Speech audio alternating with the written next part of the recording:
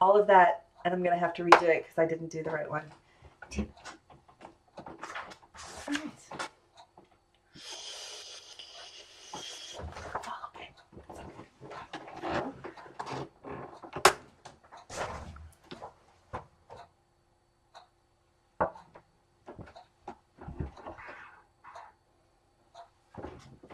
I'm okay. You're okay.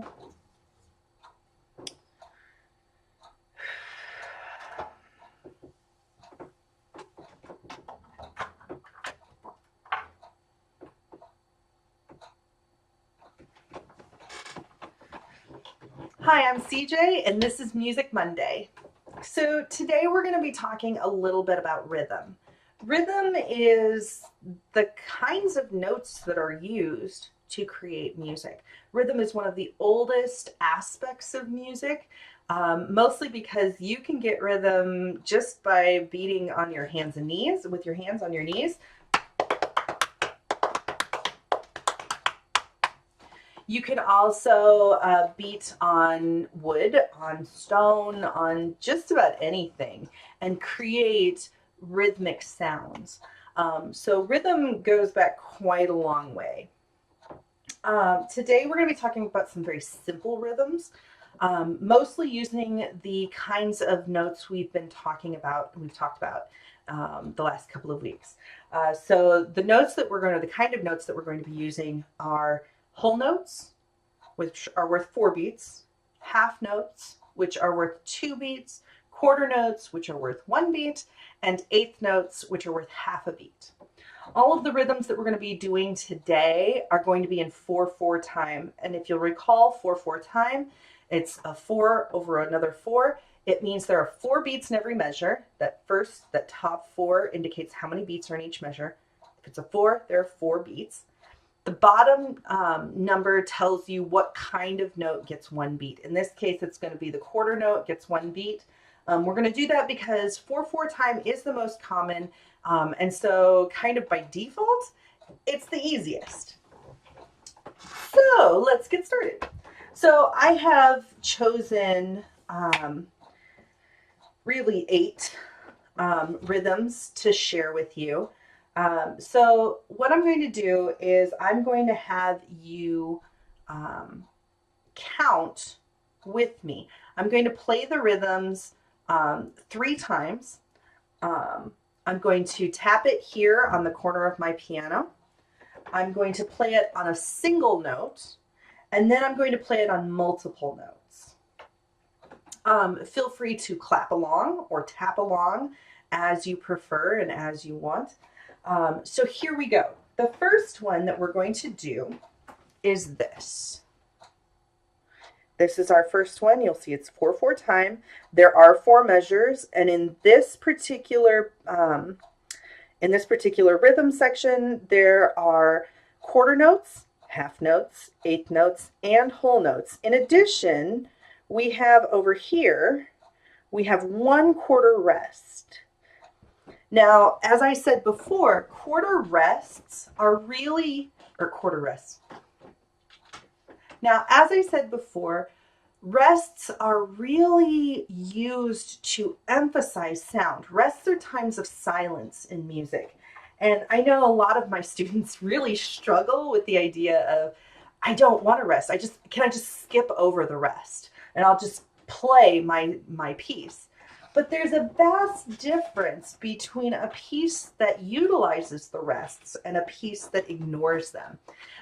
Using those rests is very important as you play because it gives you a sense of waiting and a sense of anticipation.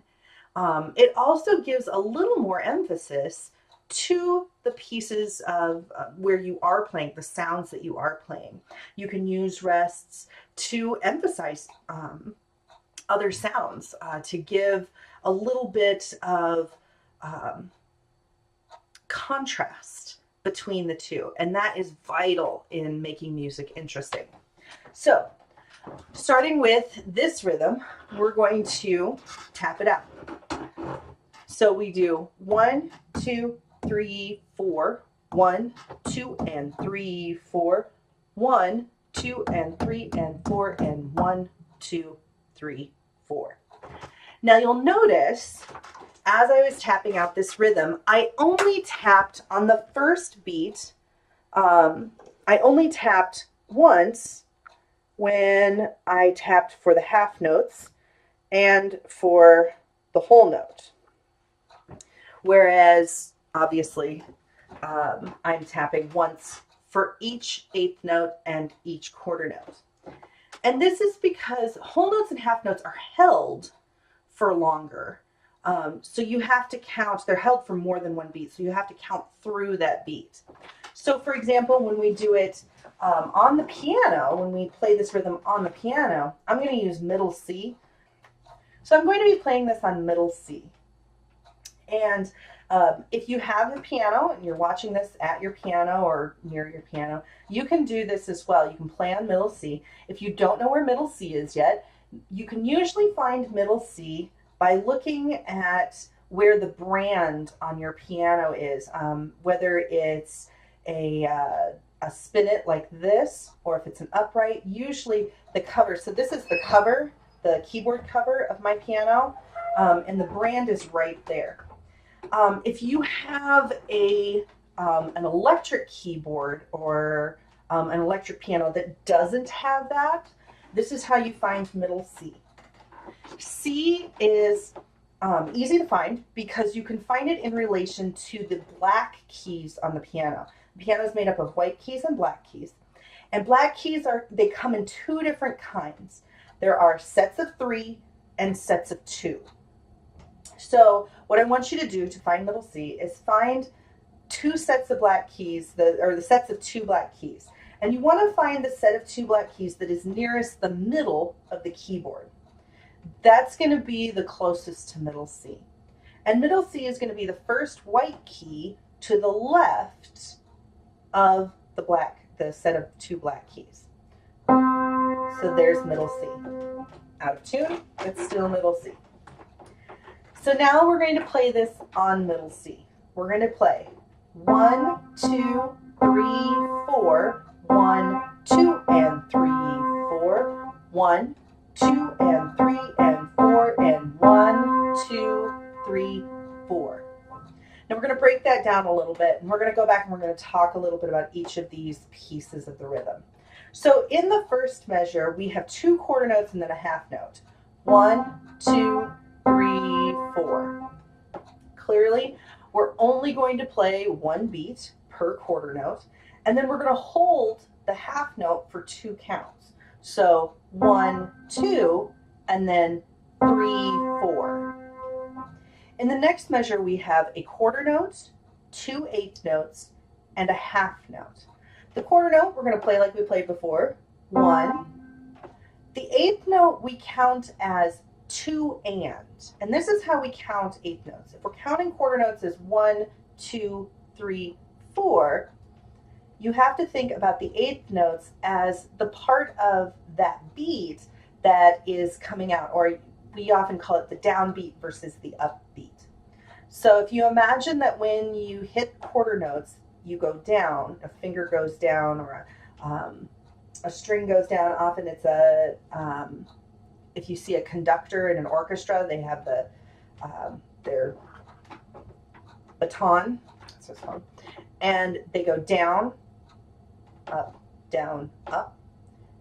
The downbeat is the 1, 2, 3, 4. Now the thing is, you got to figure out what the upbeat is. So we call that the and. 1 and 2 and 3 and 4 and. So in this case, we could count all 4 of these notes in ands. We can count them like this. 1 and 2 and 3 and 4 and. That is, think of it as the long division, the showing your work. That's the doing long division kind of playing. Once you get used to counting eighth notes, you're going to play 1, 2, and 3, 4. Because you're not going to need to show all your work. The next measure actually starts with our quarter rest. So we start by saying 1, and then we play 1, 2, and 3, and 4, and.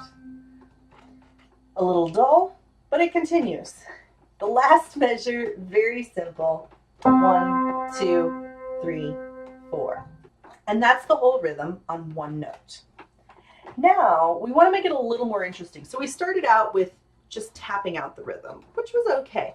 It's not too shabby. You have a drum, you have some different sounds on the drum. You might be able to make it interesting on that drum.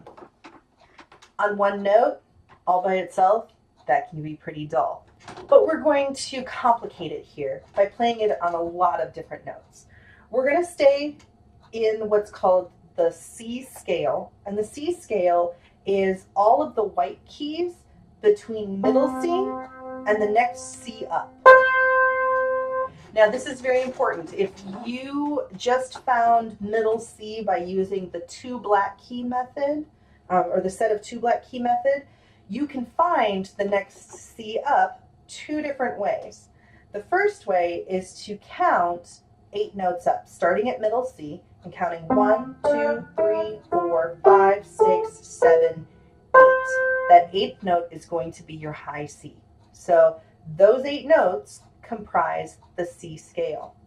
Otherwise, you can look for the next set of 2 black keys to your left or to your right.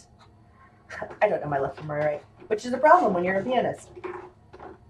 So you can look for the next set of 2 black keys to your right, find the first white key to the left of those black keys, and that will be the end of your C scale. So all the notes, the white keys in between there are the C scale.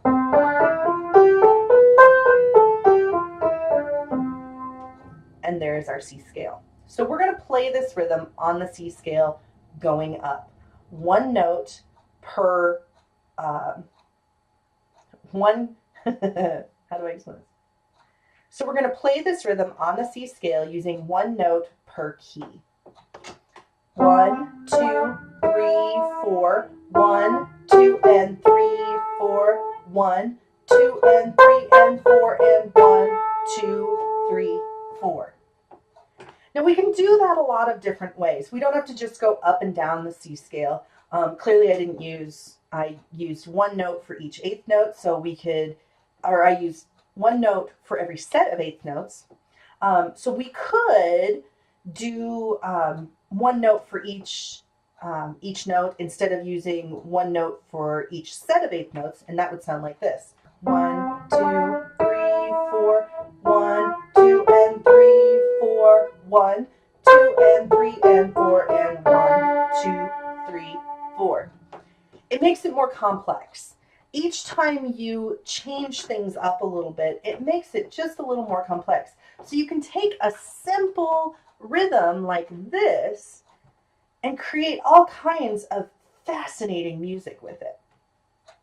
So the next one we're going to look at is this. It's a little, I would say it's a little more complex, but it's probably the same complexity-wise. The difference between this one and the other one, there we go. The difference between this one and the other one is that this is made up primarily of quarter notes and rests. We have quarter rests here, here, and down here. But then here at the end, we have a half rest. And this is very interesting because it's going to feel like the song ends before we're done practicing or before we're done playing. And this is one of those things that's very, I don't know, interesting in music, I guess is the best way to put it. The idea that you're not actually done until all the rests are done. So when I teach my students, one of the things I tell them is that if there's a rest at the end of the piece, you don't take your hands off. You're not done until you've counted out the end of that piece. I don't know very many actual pieces that do this. It's not common where you end with a rest. It happens, but it's not terribly common. but it's still a good thing to think about when we think about really embracing rests. So this one, we're going to play again first on, we're going to tap it out here on the corner of the piano. Then I'm going to play it on C, on middle C, and then I will play it as part of the C scale. So this one is counted like this: 1, 2, 3, 4. 1, 2, 3, 4. 1, 2, 3, 4. 1, 2, 3, 4. And you'll notice I took my hands away from the instrument before I was finished, but I did count it out, and that's what's important. So again, this sounds like a pretty basic rhythm. In terms of rhythmic use, it might be used as a march. You've got that 1, 2, 3, 4, 1, 2, 3, 4, 1, 2. You can actually think about it in terms of left, right, left, right, left, right, left, right, left, right, left, right, left, right, left, right. And the idea that you could march to that, totally doable. So when we do it on, when we play it on a single note here on middle C, it sounds like this: 1, 2, 3, 4, 1, 2, 3, 4, 1, 2, 3, 4, 1, 2, 3, 4. You see, I did it better that time. I didn't take my hands off the instrument before I was done counting. So this time, instead of playing each note separately, what I'm going to do is I'm going to add notes to each rhythmic count. So we're going to start this way: 1, 2, 3, 4, 1, 2, 3, 4, 1, 2, 3, 4, 1, 2, 3, 4. And you'll see you can hear that familiar sound, that familiar rhythm, in addition to the familiar tones or the tone combinations. What I just played was basically what's called a block arpeggio. An arpeggio is the first, third, fifth, and eighth tone of the scale. Something you may or may not have heard of. Probably heard. I'm not going to say that. So that's our second one.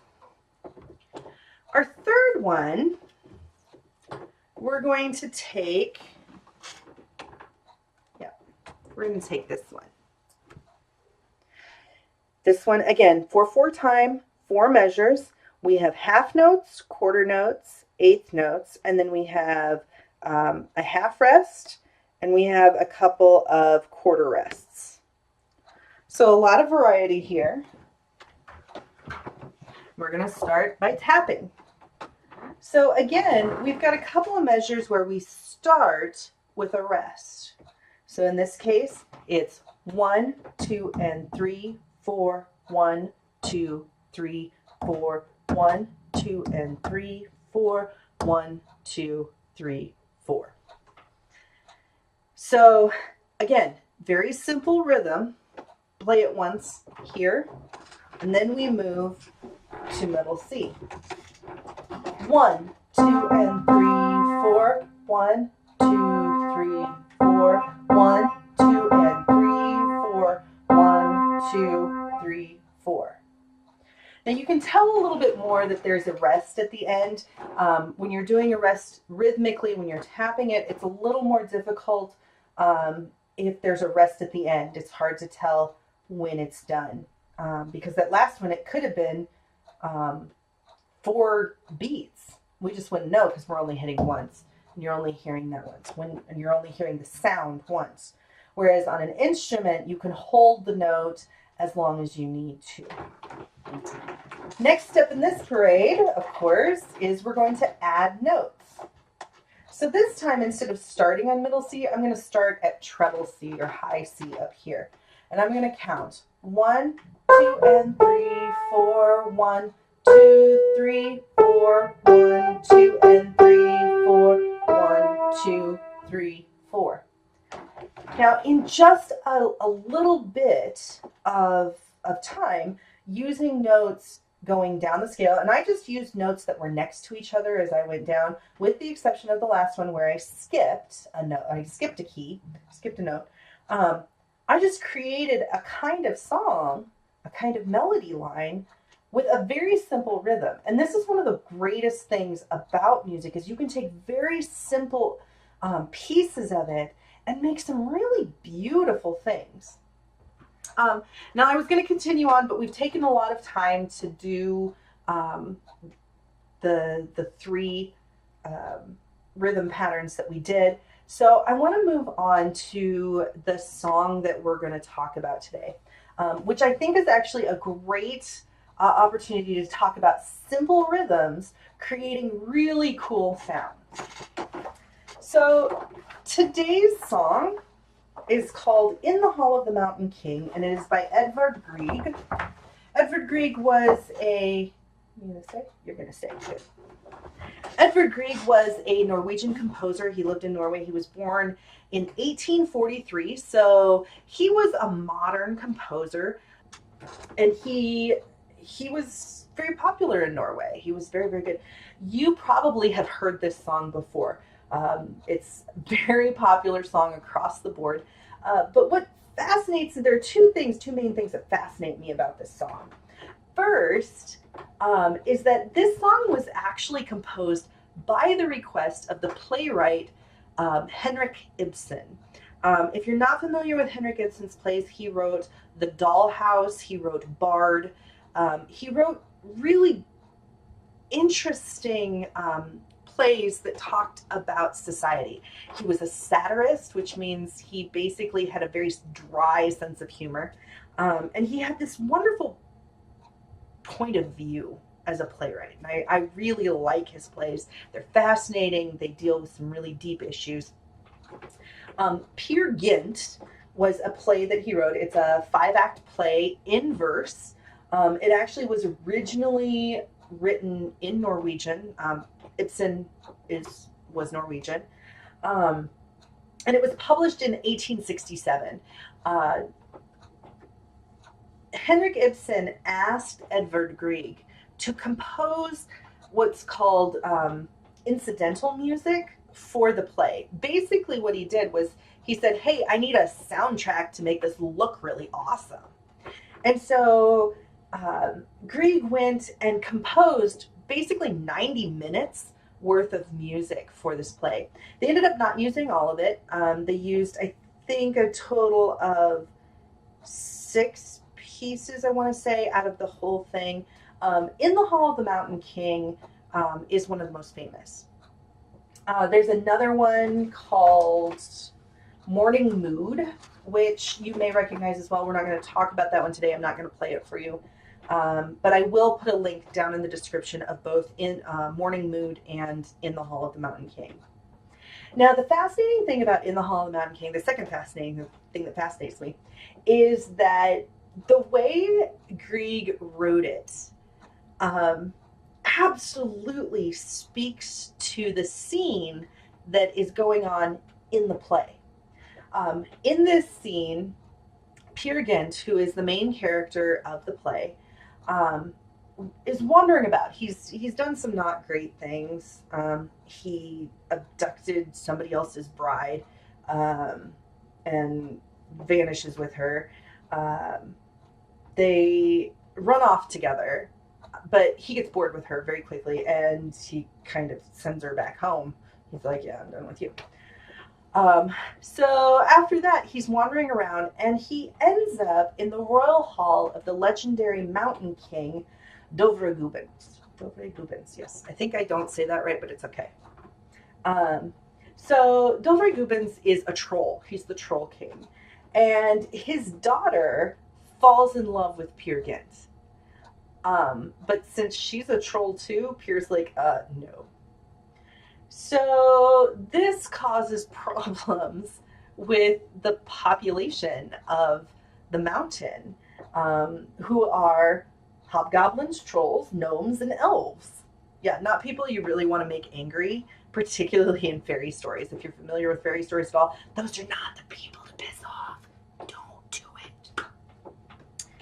Nothing goes well for people who anger the Fae folk. It just doesn't, not good. So this piece starts out really soft. It starts out actually pianissimo, which is very, very soft. And it builds on this simple theme, this very, very simple rhythmic theme that occurs over and over and over again throughout the piece. And as the piece moves along, it grows. When you listen to it, when you listen to the link below, listen to the various instruments, the high instruments, the low instruments, the mid-range instruments, all of the ones, and they're all playing this theme in different ways in different places. And you start to hear them playing it over each other, along with what are called counter themes or counter melodies that flow. And it gives this feeling of all of these mountain folk starting to talk. And they're in this giant hall. You have to imagine this huge cavernous hall in the mountain. It's almost like if you're a Lord of the Rings fan, the Goblin Hall of the Goblin King in The Hobbit, where Bilbo and the dwarves are captured, and all of these goblins and orcs are talking over each other, and everything echoes in that kind of hall. You know, the sound bounces off of the stone and it comes back. And in this music, you can hear that type of thing happening as the assembled people, as the assembled mountain folk begin to get louder and louder and louder, and they start to talk over each other and yell and screech and get angrier and angrier. And so you really hear this in the development of the music until at the very end of the piece, it ends with basically what's called a tremulo, which is in the low end where the left hand does this. It goes back and forth very quickly between two notes, but it ends with a very low tremulo, and then at the very end, this little, and that's the end of the piece. So it's got this like sudden ending. And it's just this really cool piece. So I highly encourage you to go listen to it. Just so you kind of understand, as we talk about the simple rhythm, this is what the main theme or the main idea of this piece sounds like.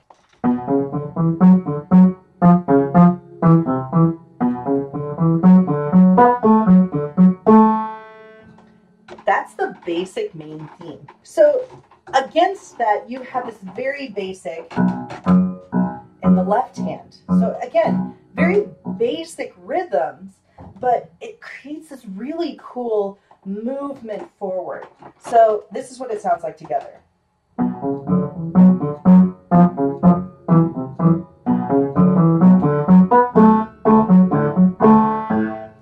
And then it moves on, and it continues, the piece continues to build and grow. The theme changes a little bit. It changes key a little bit, at least in the line that it's moving. The left hand gets a little more complex in places, but everything continues to move. It starts with a very simple rhythm of eighth notes and quarter notes. 1 and 2 and 3 and 4, 1 and 2, 3 and 4, 1 and 2 and 3 and 4, and 1 and 2 and 3, 4, and 1 half note. So eighth notes, quarter notes, and 1 half note in this 4 measures of simplicity become this really iconic piece that sticks in your head.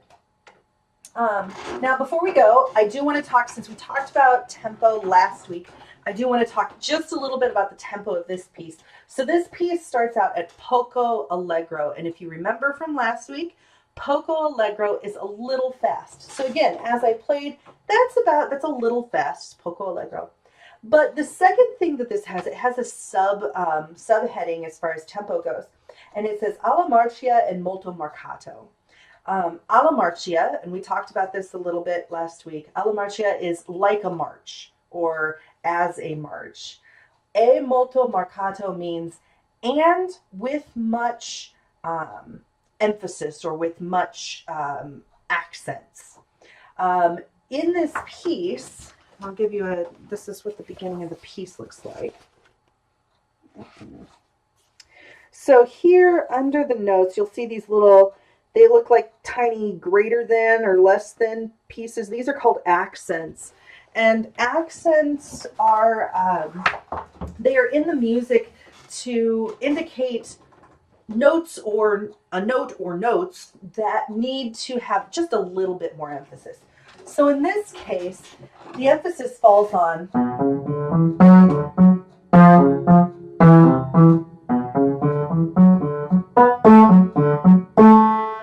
so the emphasis is falling on those eighth notes in that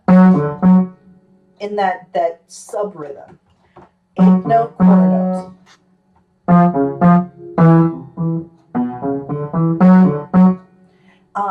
And so that idea that actually happens throughout the piece, that accent, so it gives it a little more twist. Again, very simple rhythm.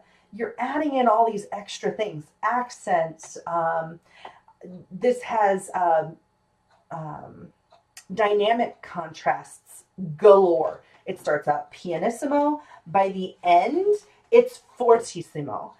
Which is very, very loud. So that's a huge gap in dynamics. I mean, that's a huge range of dynamics. It has this wonderful, wonderful sense of impending doom until you get to the end. So this has been Music Monday. I hope you enjoyed this video. If you did, please like it below. Subscribe if you'd like to be notified when I make more videos and post them. I hope you have a great week. And I will see you next week. Bye.